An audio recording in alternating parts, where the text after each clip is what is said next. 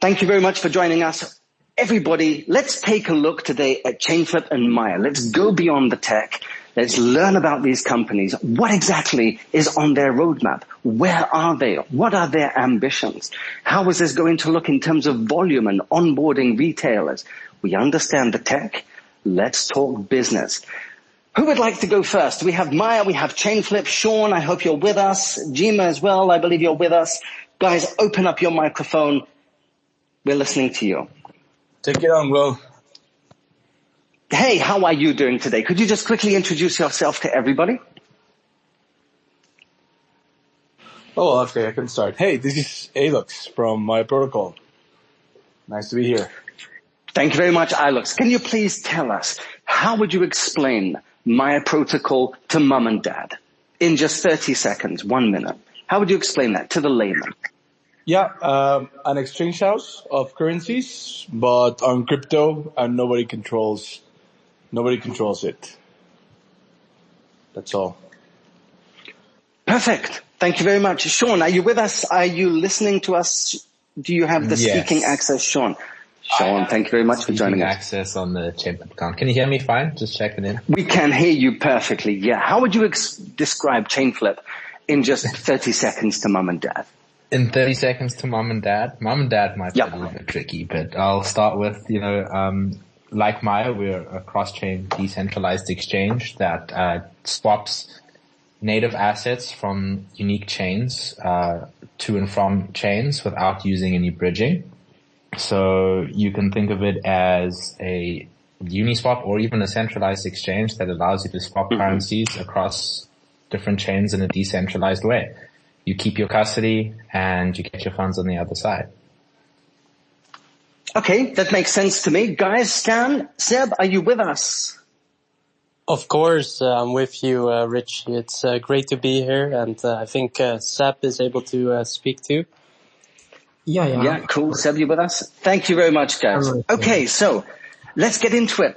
What do you want to ask? Stan, Seb, let's fire away. Yeah, Seb, I'll let you go first.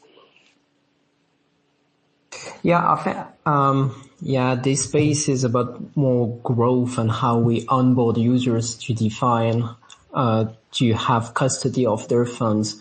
And I was wondering, guys, what do you think is missing now to onboard users in DeFi? Or do you think, what's the potential in DeFi in terms of users? Like, can it still grow, or people going to use it? Like, it will be mass adoption, and what do we need to onboard them? Yeah, I guess I can start with that. So firstly, I guess I'd start by saying we're probably the wrong people to ask that question. I think both Chainflip and Maya and this general ecosystem is building very infrastructure heavy products that enable the mass users to really use crypto and to use it safely. And of course, when the users come, it means that when, I don't know, they onboard funds to crypto and use it on chain, that they can hold it themselves and swap from one chain to another. And that's all great. But I don't think that's what's going to bring users. I personally think that really it's going to be applications, useful things that people actually want to use. So like, I mean, meme coins are great. Like, they're really fun. I trade it all the time. Well, not all the time, but a lot. But this isn't really what the ultimate use case of crypto is. So at least personally, from someone sitting in Germany, I think it's real user applications. Perhaps that's different in other parts of the world. I know we have a colleague in our office from Argentina. For him, crypto is just everything. And for something like that, I think it's just, making the use case of crypto really, really obvious. But from the perspective of Chainflip, I really think it's less about us trying to bring new non-crypto people into crypto and more trying to create the rails that will allow them to sort of be successful and use crypto meaningfully. And how would you kind of see Chainflip fit in that picture? Like, imagine this user, he's onboarded to crypto through like these mass applications. How would this user eventually also start using Chainflip? And what's kind of like your ideal scenario there? Like how a retail user would then interact with you guys?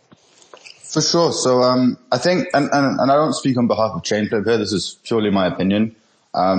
In my sort of view of what the future will be, people won't really know they're using Chainflip. They'll be on whatever wallet they may choose to be on, and they're just going to want to swap, let's say, Bitcoin to Ethereum. And that wallet is going to provide them with the best pricing or time or a combination of the two. And that wallet is going to be basically pulling that liquidity from sources like Chainflip or Maya or ThorChain for that sake. So that's really how I see everyday users that aren't super crypto native already using Chainflip. Of course, there's going to be lots of people that want to dig further, that want to use our front end, that want to play around with our SDK, build stuff with Chainflip, but the everyday retail user that's going to come in, I honestly don't even think they're going to know they're using Chainflip. Yeah. I've got something. Which is probably part of the beauty for that. Yeah, absolutely, please, yeah.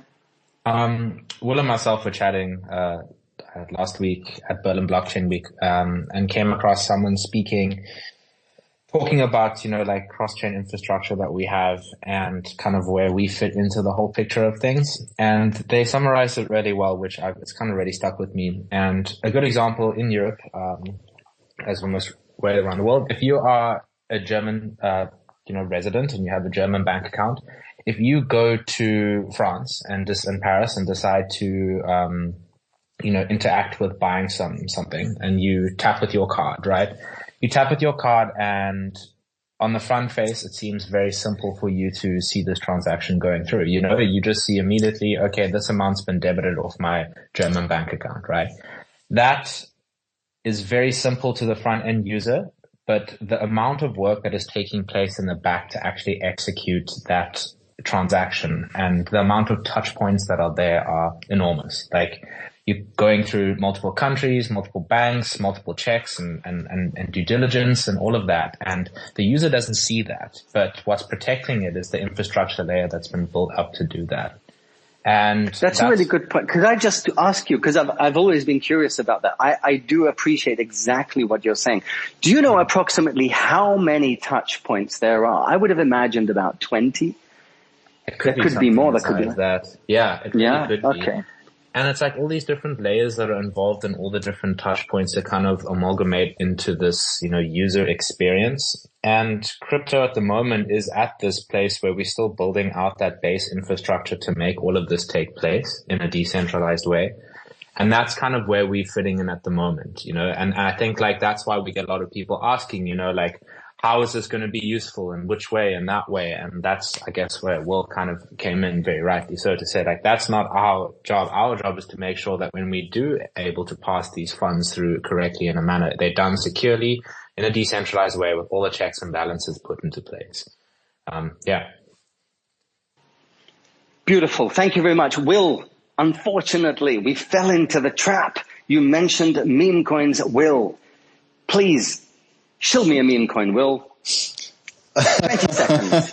20 seconds. We're going to stay on track, but show me a meme coin, please. I need a quick disclaimer because someone in Discord said that I dumped all of my bags and just put it into meme coins. So I'm just quickly going to go ahead and say that's not the case.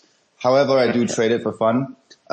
There's only one meme coin out there, and there's only one that's worth buying, and that's Trump. Oh, I love I'm so bullish on it. He's either winning the election or he's going to do some crazy shit when he doesn't win. And either way, the token will go up. That's my personal opinion, not Chainflip's, once again. And I didn't dump my bags to buy it. I just used my fiat. I dumped my fiat to buy Trump. Couldn't agree with you. I want to ask a question, guys. Tokenized community. Yeah, please, absolutely. We're listening to you, buddy. Yeah, thank you so much. I want to ask you, Chainflip is a direct competitor to ThorChain, right? When you say direct competitor, it's like, I guess you can say we're building a similar style of infrastructure to them. I want to ask, my question is not that. Yeah. My question is, how are you more futuristic than that, A? B, what is your total value locked in currently? And C, how are you planning to bring more and more people to join Chainflip I'm asking out of, so as from the point of view of a future investor and a current investor, why I would a person guess, want to use your platform compared to something else? yeah, so, sorry. Thank you for the question. Hey, whoever would like to answer as much as you can, whatever you can. Will, if you want, you want to take it? Yeah, sure. So, firstly, I'd say yes, we're a competitor. Users want to swap Bitcoin to Ethereum and they choose between Thorchain, Chainflip and Maya. That's absolutely true. But I don't think we're a competitor in the sort of native sense you might be familiar with, because we're not really trying to take away Thorchain's volume. We're not really trying to compete and sort of beat the competitor. What we're trying to do here is really just provide Chainflip routes everywhere we can. We're trying to make sure that users can swap Bitcoin to Ethereum, fully decentralized and natively, and that's it. And I think for us, if we go the competitor route, for all three protocols, that's probably the least efficient way that we can be successful, because there are much bigger fish out there that are real competitors. And those are, well, the banks, but more importantly, centralized exchanges and the sort of guardrails in crypto that keep things centralized. So those are the real competition. In terms of differences, I think there's sort of key architectural differences between Chainflip and Thorchain. Some might argue for better or for worse. Some of the differences I'd just briefly mention is in Chainflip, the flip token is not used in the same way as Thorchain. For us, we use it to provide collateral for validators, which then keeps the network secure. And for actual swapping from one currency to another, we swap through USDC. This is done because we believe it's more capital efficient. However, obviously, Thorchain, when you look at them, they have a huge amount of TVL, which also brings their pricing quite far down and makes them quite competitive. So there's trade-offs to both. But that's probably one of the key differences. And then on top of that, the different chains that we're able to sort of hit. So I think for all of us, it makes sense to really serve different chains so that we can connect the entire ecosystem. And that's probably one of the bigger differences you'll see going forwards as we integrate other chains. Yeah. Excellent. Thank you very much. Yeah. Too, I guess new chains, for example, Maya did Arbitrum. We're doing Arbitrum now. That opens up the doorway for us to have an L2 on our books, which leads up to more types of integrations we can do. We're going after Solana. Maya's going after Cardano and I think Zcash, if I'm not mistaken. So as products get a little bit more advanced, we and progress through development, we take different routes on how we can do things. We're also coming up with different features to them, like Boost, for example, where we have boosted swaps, which allows for instantaneous swaps on chains that normally require more time. There's certain cryptography differences and all that type of stuff. So that's all there. I think you also asked what our FDV was, just out of interest. Off the top of my head, I don't know. TVL. Our TVL locked up at the moment, for liquidity is just around $10 million. So we're able to perform the swaps that we do with the TVL. What we do is based on our liquidity design, the way that we do. We essentially, we're Uniswap v3, but we also have something called just-in-time liquidity, which is also another way of looking at it, is kind of just having limit orders and having, a trade account essentially within our protocol, which allows people to just be more accurate with the pricing with the swap sizes that they have. So we can execute 300K, 400K, 500K swaps with $10 million in liquidity, which is pretty efficient. I think we're probably one of the most efficient protocols out there when it comes to liquidity. Cool. Guys, I wanted to ask you, thank you very much, The Force. I can see you want to ask another question. We will have the Q&A at the end. We love those questions. I'd like to have a question for Maya, because we're on the subject of Thorchain. I did want to bring this up at the end, but as you might know, recently we had an X-Space with JP Thor himself, and he said, in his campaign, the road to $100 billion, he wants to be working with everybody. And he spoke specifically about Maya protocol and Chainflip. To which degree, I wanted to ask this question later, but beers we're on that subject, let's get it over with now. To which degree or let's say, what place is Maya going to have in the future in the ThorChain ecosystem, considering JP Thor's vision? Yeah, so from the beginning, the inception of Maya was always meant to be for bringing ThorChain technology to a longer tail of assets. So as was mentioned by Chainflip a minute ago, we all want to have as many chains as possible, but not necessarily each of us individually, but each of us together then as a whole. Chainflip mentioned Arbitrum. When Chainflip has Arbitrum, we will be able to aggregate with Chainflip. That means when Chainflip has Solana or other chains in the future, people can seamlessly swap from Maya supported chains to Chainflip supported chains almost seamlessly and fast and cheaply, thanks to that shared Arbitrum integration. Similarly, Maya from the very beginning integrated ThorChain itself to Maya. So Rune is an asset within Maya protocol as well, and we can aggregate through Rune with ThorChain. So if I don't know, right now we have Dash, and you want to go and swap to Doge, that's only on ThorChain. Well, that's perfectly doable thanks to that Rune Cacao pool that we have shared. So this way, what happens is, each of us will keep integrating chains and chains and chains, but also work a lot on how to seamlessly connect with each other, so that, again, as was told, you won't know you're using Chainflip. You won't know you're using Maya. You won't know you might be using Maya and ThorChain at the same time for a kind of a double jump. And that's fine. We have to make it easy for wallets, for front ends, for tools that are user facing to provide the user with options by using the pooled strength of any cross-chain protocol. And right now it's us three.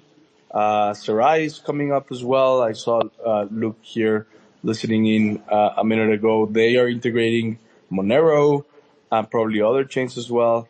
So that's how we win. The neat thing is Central Exchange peaked last cycle.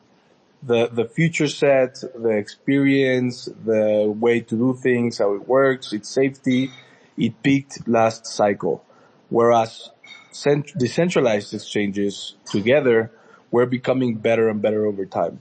We're getting more chains, we're becoming more cheap, we're increasing the feature set, we're getting more decentralized, growing the node count, and improving. There's so much yet to be improved.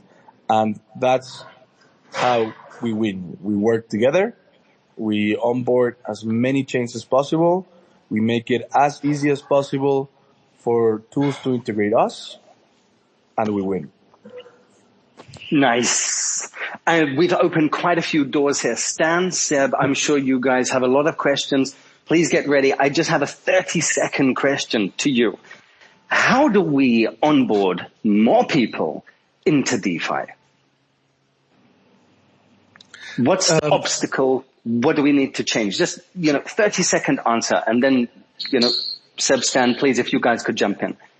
I think in the past, before this cycle, it was a back-end problem. It was a technical problem. Yep. We didn't have enough tech in the back to support what normies need. I think we're beyond that already. Right now, it's more of a UX problem. The tools are there, and we need great UX builders to put everything together in such a way that it becomes attractive for many millions of users to do one thing very well, very easily, very fast. And I think that's good. It's already now just a front end problem. We're very close, as I love that. Yeah. Mm-hmm. I love that. I have a follow-up question then. Who or where has that perfect UX, or as close to that as possible? Where have you seen this? What is a good model to use? Yeah, I'm not sure I have seen precisely I see very good stuff in every user interface I've used in the Maya, Thorchain, and Chainflip ecosystems. But I think we need to go beyond, okay, I'm a wallet and hold your crypto. We have to start actually developing use cases with the front. So for instance, I haven't seen a great point of sale for crypto. I haven't seen a great e-commerce plugin for crypto. I haven't seen any great payroll batch payment system. And all of these are already possible and already very flexible and easy to make with Maya, Chainflip, Thorchain. It wasn't possible before. It now is. But we haven't yet done it because the technology has been ready for a short time. Like I would consider we're ready since Thorchain conceived streaming swaps end of last year. So now front ends have to catch up. That now there's Thorchain, there's Chainflip, there's Maya. Maya has to yet integrate streaming, but with how we're designed, it's already pretty cheap to move between chains on Thorchain and Chainflip and coming to Maya as well. So I think the front ends haven't yet caught up. I think Understood. New teams will keep sprouting that will try and cover these use cases, and they have to be laser focused in simplicity. Perfect. Okay, guys, we're going to have to move on. Stan, Seb, if you guys want to jump in, I know you have a lot of questions. Yes, I have a question, and this can be both answered by Chainflip and Maya. So just whoever wants to answer, you can jump on it. So one thing we see with centralized exchanges is that a lot of their revenue comes not just from the spot market, because essentially when you have this many competitors, the fees is usually a race to the bottom. So what we've seen with centralized exchanges and also in DeFi is, like other use cases get added to it, like lending, perpetual, like futures. And what I was wondering for like these cross-chain swap protocols is it necessary to eventually add additional futures to increase your revenue? Because there might be a risk that swap revenue might be not enough, And we have kind of seen this a bit with Thorchain, with the whole movement around TorFi. And I was wondering what you guys think about this. Is like swaps enough to be sustainable, or will eventually more, like DeFi futures need to be added to these protocols? And that is why Stan is our top researcher. Whoever's ready to answer. Yeah, I can go ahead and answer that. I think please. I think it's a pretty valid question because we see a lot of perp dexes popping up in DeFi, and they make a hell of a lot of money. Like gambling is a great way to make money, and the casino always wins. So launching something like a perp dex obviously does well, and that's why the centralized exchanges do it. I think for the case of something like Chainflip, I can't speak on Maya's behalf, but at least for us, there's still a huge amount of the market that hasn't been addressed yet. Like Solana is the 5th biggest token and probably the 3rd biggest chain in terms of market cap. And there still isn't a very good way to go there. And you could say the same for the next probably at least half of the next 20 biggest chains, after that. So yes, there might come a day when there's so much competition, there's so many exchanges that drive the price down and down and down. But even then, if that happened, like let's say the price on chain goes so far down, suddenly we're going to start competing with the centralized exchanges and then maybe even take more market share. And the way I see it, it's a possibility, but I don't think we're anywhere near. That's going to take at least 1 or 2 more cycles before it becomes sort of a relevant thing we have to answer. And that's just my opinion. You basically think the pie is not big enough, it still can grow much, much bigger. So margins are not really a big factor yet. Exactly. We're still growing. The on-chain trends are growing. When that stops happening and when you suddenly see 25 versions of Thorchain and Chainflip and Maya, then you can say, yeah, okay. But I mean, at the current state, there's 3 truly decentralized cross-chain exchanges.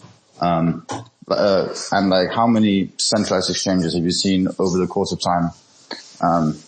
So yeah. But in order to see that, like you said, 25 different versions of ThorChain. For that to happen, the reason why such competition would start to happen is because of demand. But there's a problem with the level of demand, largely due to security issues, for example, the complexity of getting into DeFi. Just think how many steps there are from just getting someone to do a KYC and on-ramp, then to getting into lending on ThorChain. It requires tutorial. People need help. It's not easy. And so, but that goes back to, that goes back to the problem that Alex was just talking about, which is that we've only really had a situation where the infrastructure has been there to build great user experiences, probably since ThorChain launched streaming swaps, which isn't that long ago. So like, a lot of UX and front ends, 7 months, right? So a lot of these things, it takes more than 7 months to build a super user-friendly application that's going to onboard 1 million users. That doesn't happen in 7 months. So I think it's a weird comparison to use this sort of centralized exchange dominance with the sort of on-chain products there are and say it's a lack of demand. I don't think so. I really think there will be induced demand, which means there will be demand for these products once the infrastructure layer has been built, then the UX and the front end has been built, and then apps either with that or on top of that, that sort of string it all together, and that's what's going to bring demand. Yeah, I agree. And Maya, what do you think about like more futures added to Maya in terms of DeFi? Maybe something similar to what we see on ThorChain with ThorFi. Is that like a direction Maya wants to go in, to have more products to generate revenue from? I definitely agree with the vision that we must achieve future parity with central exchanges if we're to completely displace them. I also agree with Will that there's no rush to do that this cycle. There is a huge market to grow into with just swaps. So that's one thing.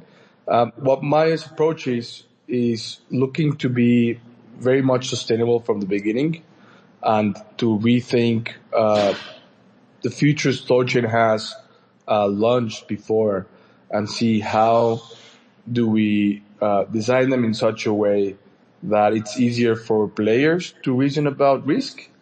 It's easier for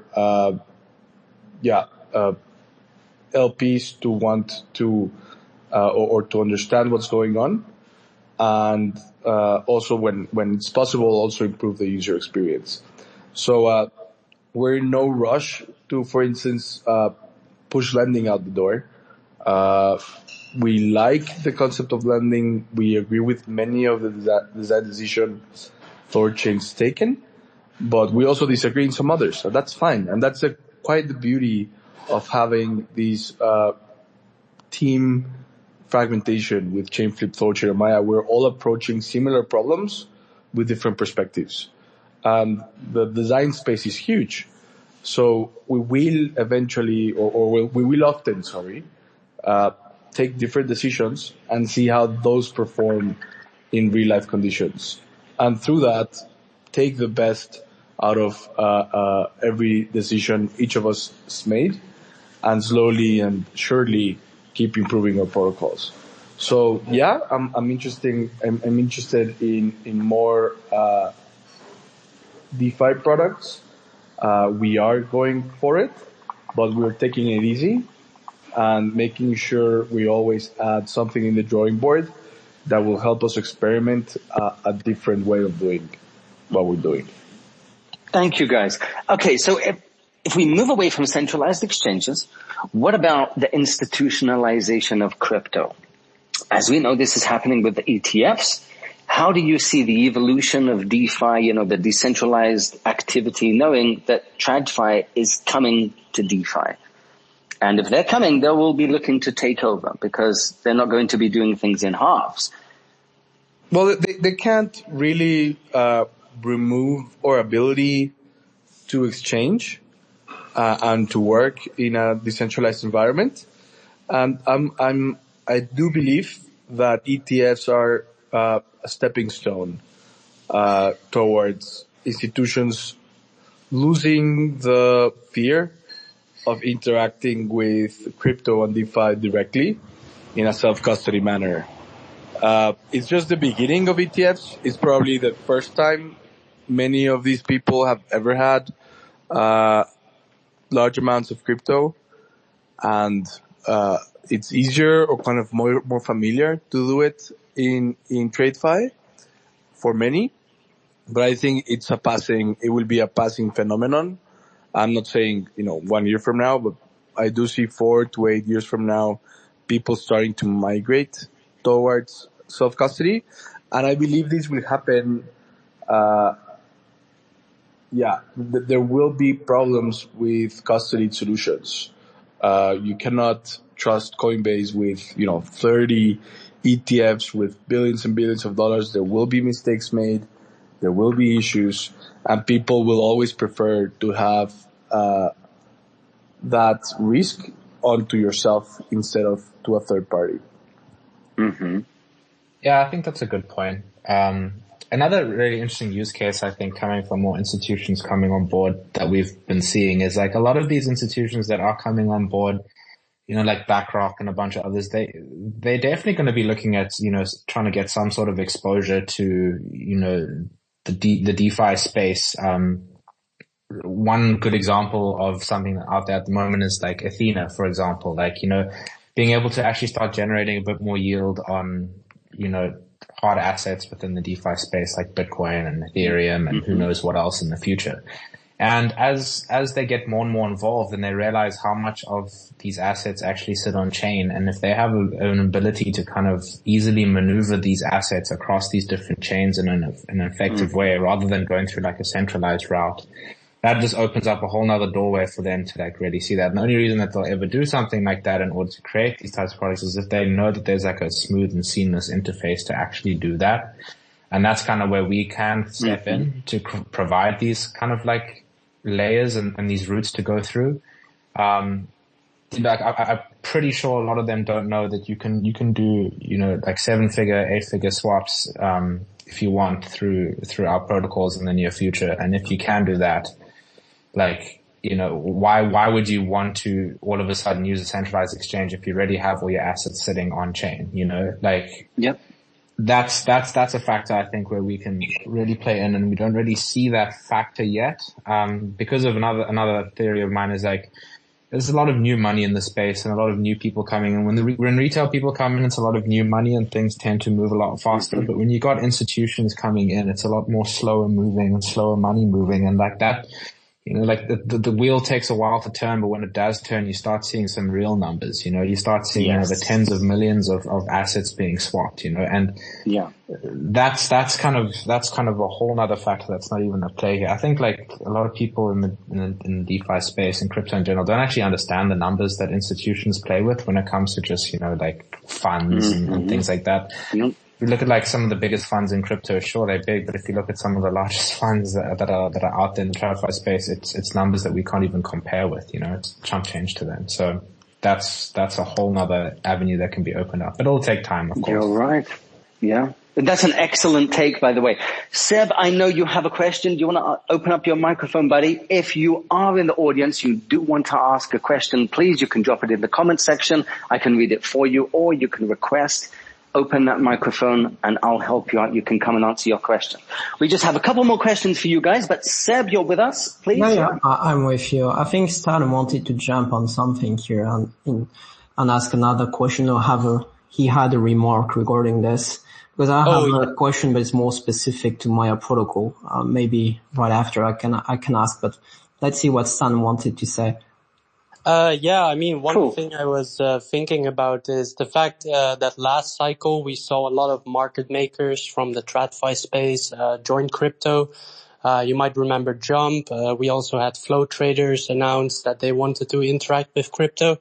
And one thing I was thinking about is, are we seeing demand from institutions to provide liquidity to protocols like Chainflip and Maya? Because the yields on these protocols can be quite attractive. And these seem like the type of institutions that would be capable of doing this in a more sustainable way compared to retail. So is that also something we might see in the future, more institutional liquidity, helping provide liquidity on protocols like Chainflip and Maya? And ideally, those returns would also be sustainable for them, of course.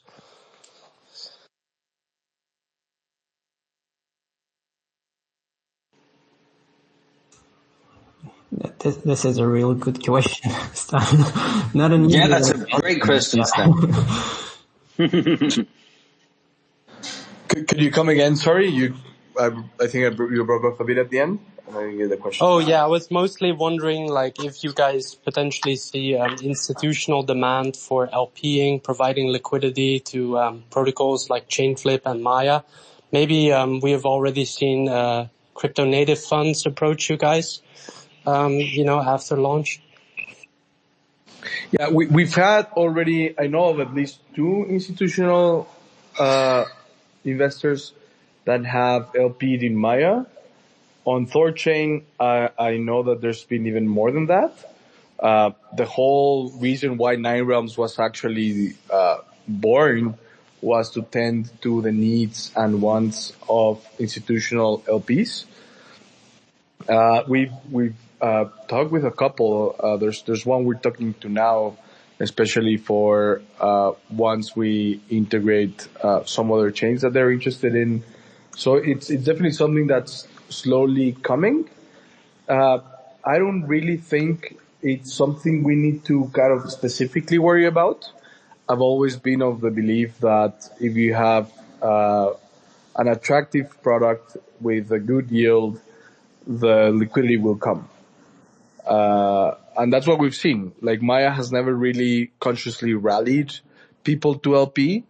But just as we keep improving our product, as we keep improving how stuff works, liquidity just comes.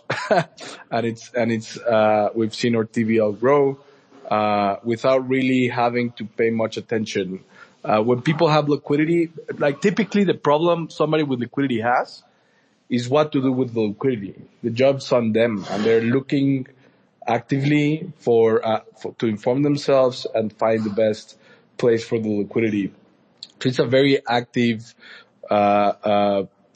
role that people with liquidity have.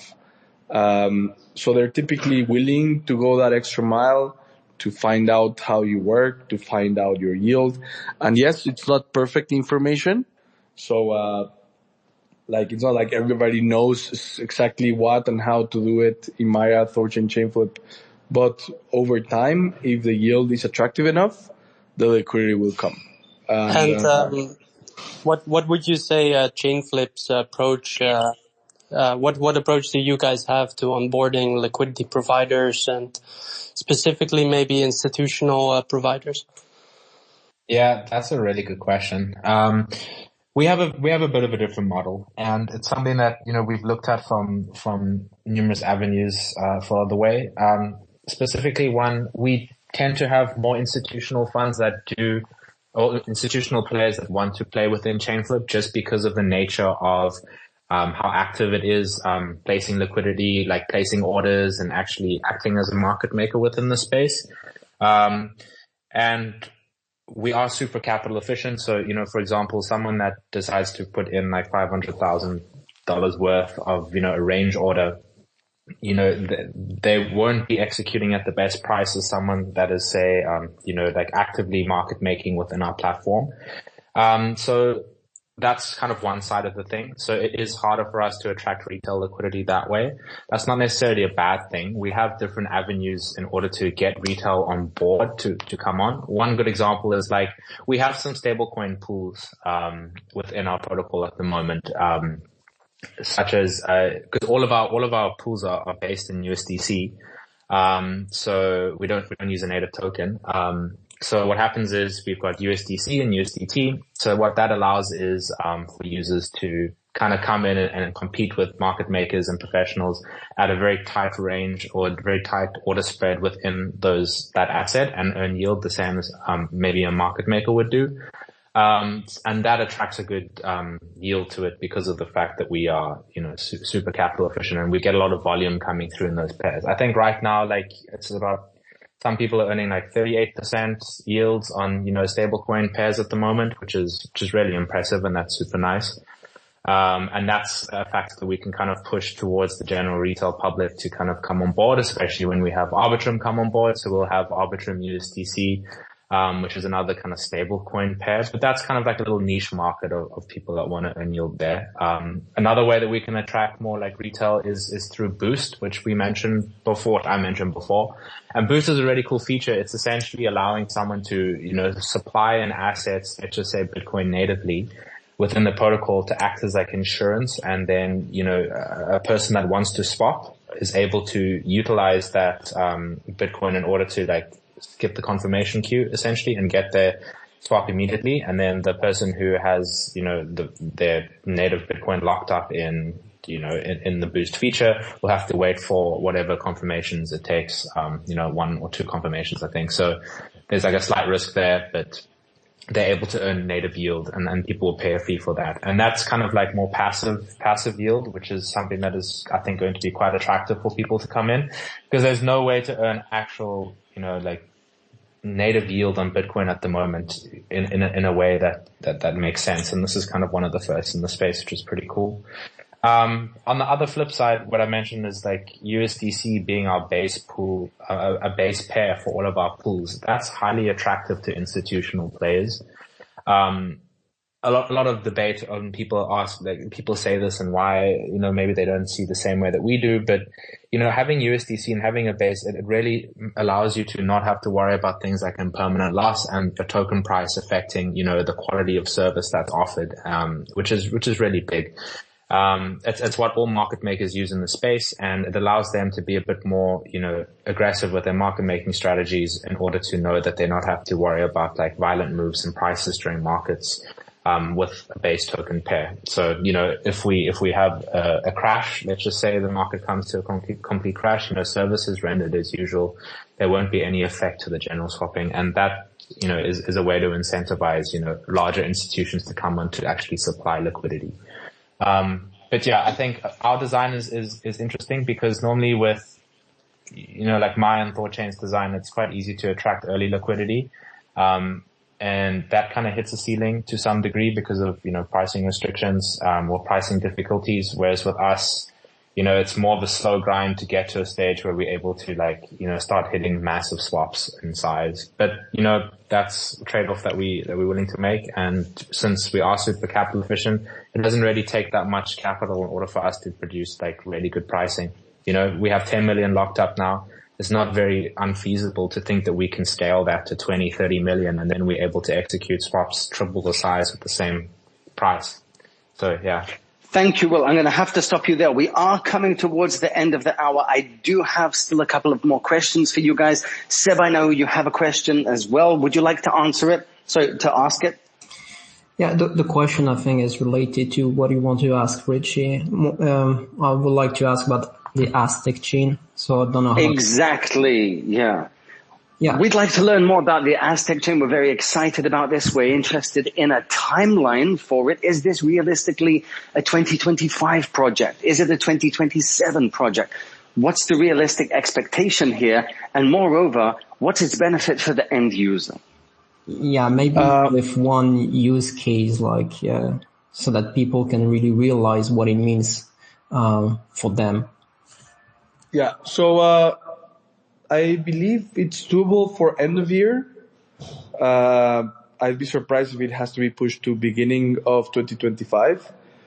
Most of the code really is done. We just have to sit down and polish and deploy it. But right now our highest priority is the Maya DEX essentially and having it more chains and more features there. So what is Aztec? Aztec is essentially a sister chain of Maya. It also shares Cacao as its asset, as its native asset, gas asset. And it has, of course, cacao, which has a deterministic value. It has synths out of the box, and it has a Maya integration out of the box, so it's cross-chain from the beginning. But the neat thing is it has smart contracts. Now, smart contracts is something that's never been in ThorChain, because you don't really want to have smart contracts as close as these kind of very secure exchange that you don't want to trifle with. So what Maya is doing that like at an arm's length with a sister chain. And this just essentially gives so many tools to developers to build any smart contracts they want, and having essentially synthetic Bitcoin out of the box, synthetic ETH out of the box, all of that, it just makes it very attractive to work with these. Now,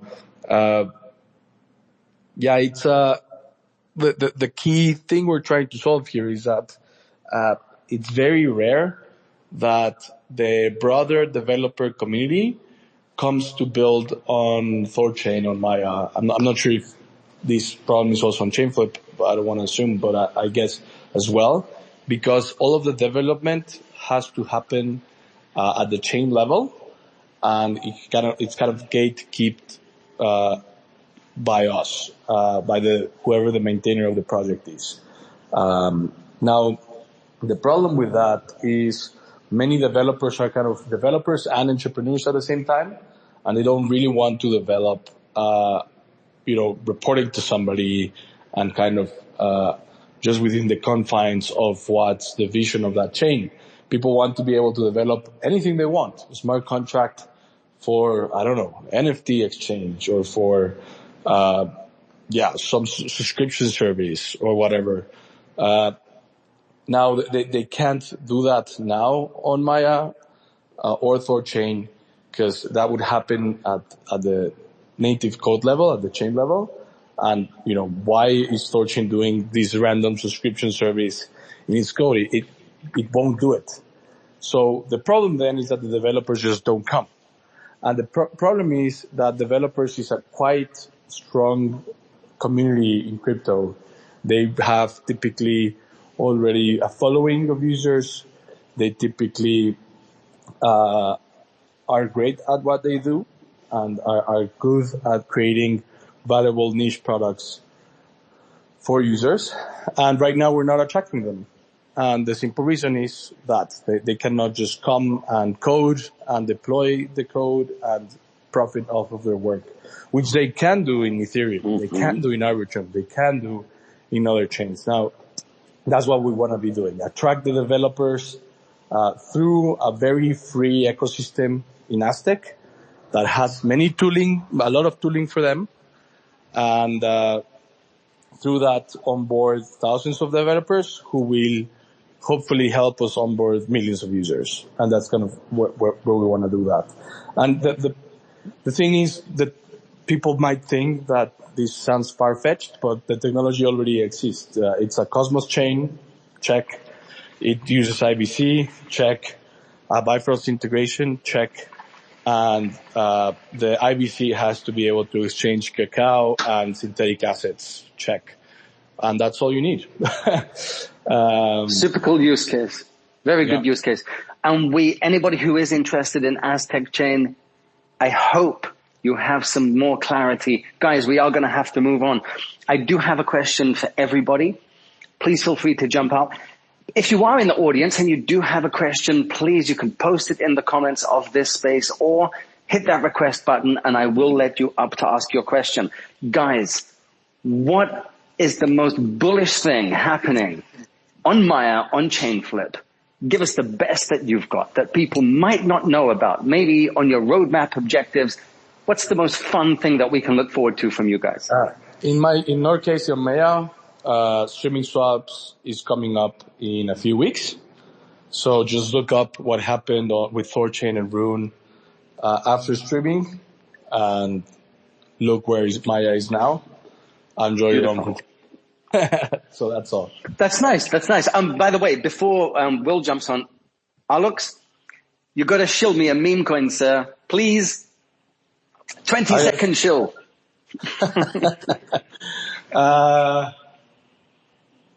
Damn. Yeah. No meme coin. This is a sign of a good developer right here. Yeah. It's I ventured a bit into meme coins like a month or two ago for the first time. Okay. With some spare fiat as well.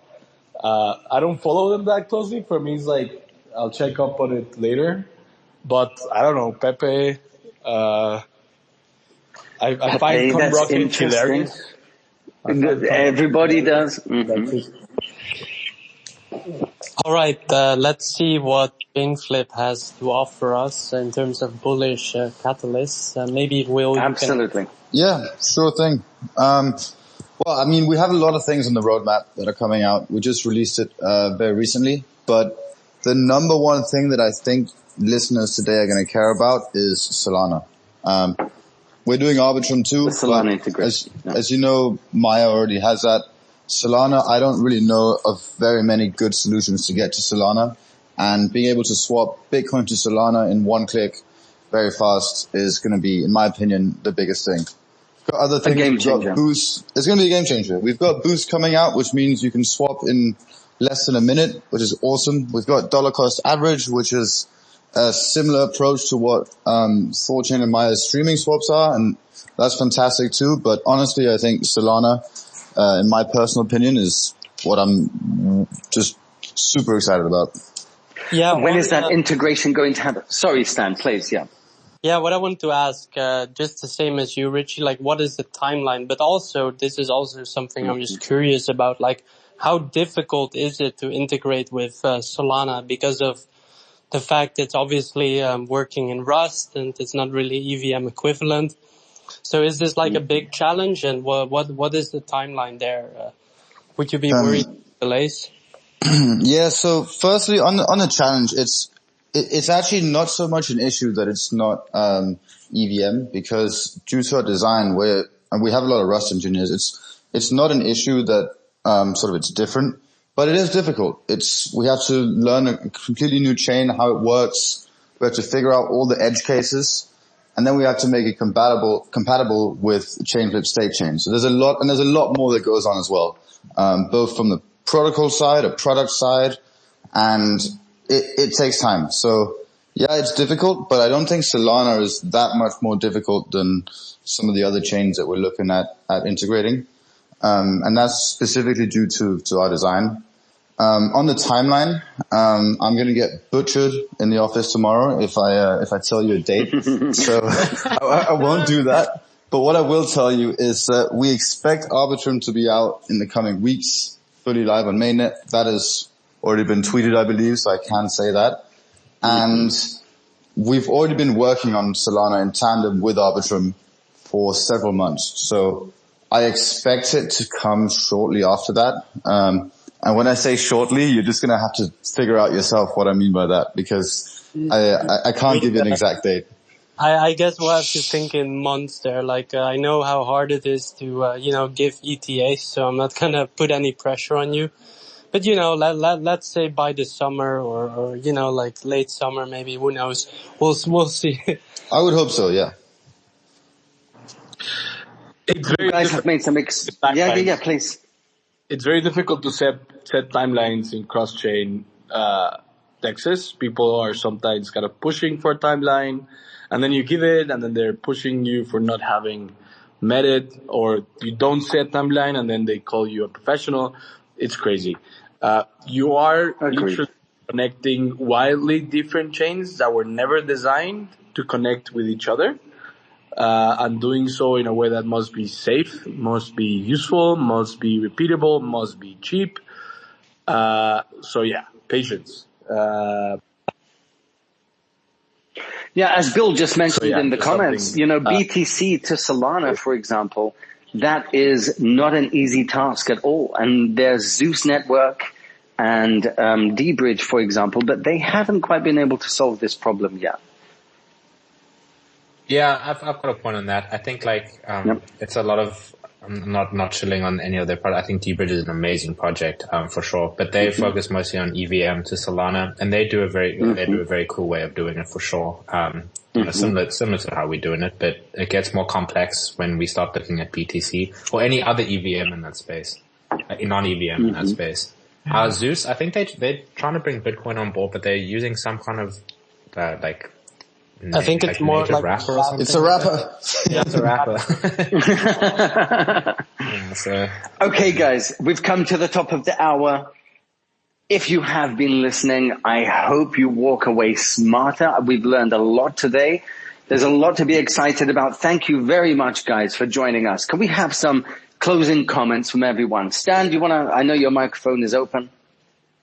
Yeah, I really enjoyed the space. I think I learned a lot about design decisions of Maya and Chainflip. And, what I just hope for is that we see all these projects collaborate. I'd love to see hackathons with Maya, Chainflip, Torchain, all onboarding front-end developers, people building apps where they bundle you guys into maybe aggregators or wallets.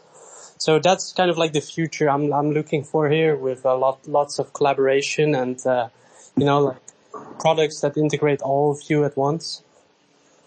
Stan, I couldn't agree more. Yeah. Sorry, I just wanted to quickly butt in and say I'm so happy you reminded me of that, because we are working together on something very cool there, and expect to see announcements coming out about sort of hackathons and other things that we're doing together with both Maya and Torchain. So that's something I'm super excited about as well. Yeah, that's exactly what I wanted to say. Stan echoed my thoughts verbatim. We'd love to see more collaboration. There's no point to repeat it twice. Seb, closing thoughts? I think Stan summed up everything pretty well.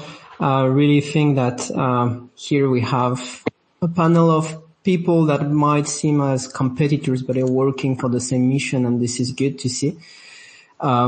Also, I think infrastructure is now being mature enough, let's say, to onboard people, and it's not the real mission is the UX, UI, as they said. And let's see how these things go. Yeah, thank you, guys. And for you guys who have joined us, I'd love to get your final thoughts for the audience here today.